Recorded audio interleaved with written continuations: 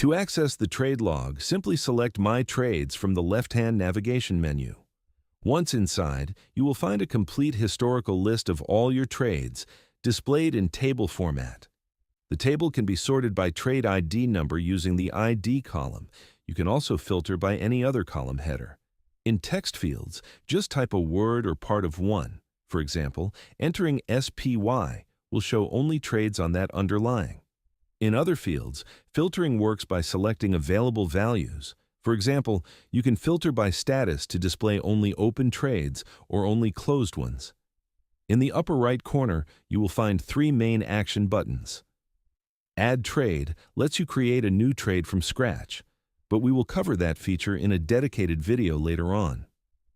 Edit is used primarily to reassign a trade to a different portfolio, and Delete permanently removes a trade from the log.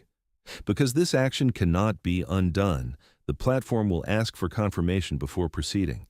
In the search bar on its right-hand side, you will find three additional icons.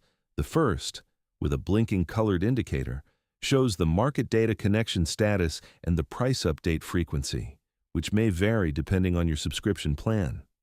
The second, an eye icon, lets you show or hide trades belonging to accounts that are no longer active. And the third icon clears all active filters with a single click. Finally, to open the detail view for any trade, simply click on its ID number.